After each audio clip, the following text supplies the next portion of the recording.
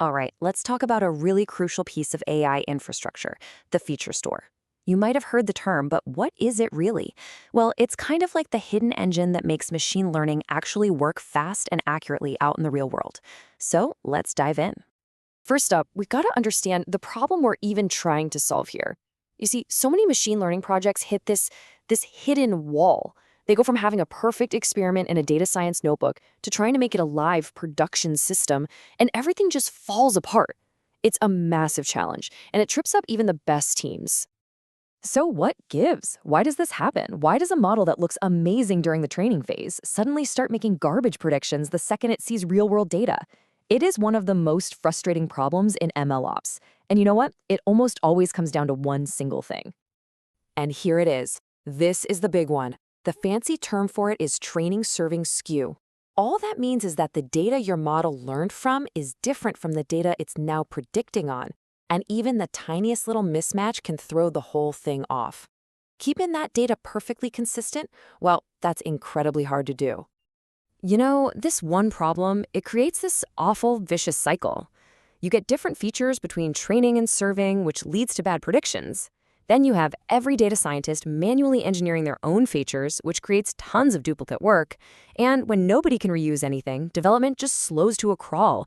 It's a total spiral of inefficiency. Okay, so we've clearly defined the problem. Now, let's introduce the hero of our story.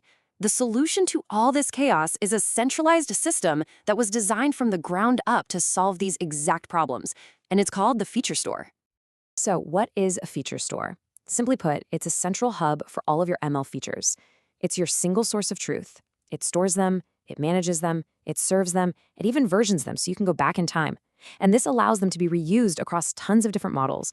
But most importantly, it guarantees that consistency between training and serving. I absolutely love this analogy because it just makes the whole concept click. You can totally think of it as a database, but it's a super specialized database, one that's purpose-built for the weird and unique demands of machine learning, like serving up features at incredibly high speeds for real-time predictions. All right, so we know what it is and we know why it exists. Now, let's kind of peek under the hood and see how a feature store actually works day to day. So, everything starts with your raw data sources. Could be anything. That data gets fed into these transformation pipelines, or what we call ETL jobs. That just stands for extract, transform, and load. These jobs clean the data, they process it, and they engineer it into useful features. Then, these finished, polished features get loaded right into the central feature store, and that creates the single source of truth we were just talking about. Now, this is where the magic really happens. The feature store doesn't just hold data. It serves it in two very distinct ways. You've got an offline store for these huge, large-scale batch operations, and then you have an online store for super fast, real-time lookups. This dual nature is absolutely key.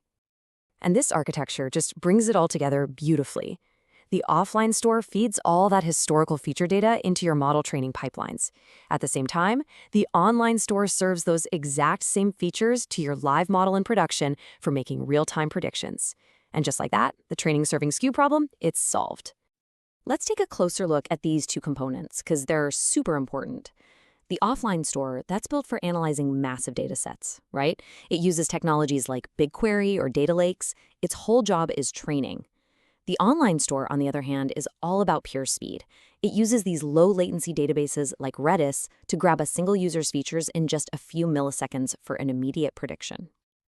Okay, enough with the theory. Let's make this really concrete with a classic example where a feature store isn't just nice to have, it's absolutely essential: real-time fraud detection. So, to decide if a credit card transaction is fraudulent, a model needs features that are updated in real time, right now. Think about things like the user's average transaction amount over the last 30 days, or the number of failed login attempts in the last hour. These are complex features that need to be calculated constantly and served up instantly. And that's the key. You can't just calculate all that stuff on the fly right when a transaction happens. It would be way, way too slow. The feature store pre-computes and stores them so they can be retrieved in milliseconds. This is what enables those instant intelligent decisions that we all rely on. So you might be sitting there wondering, okay, this sounds pretty powerful, but do I actually need one? Well, let's run through a quick little litmus test to help you figure that out.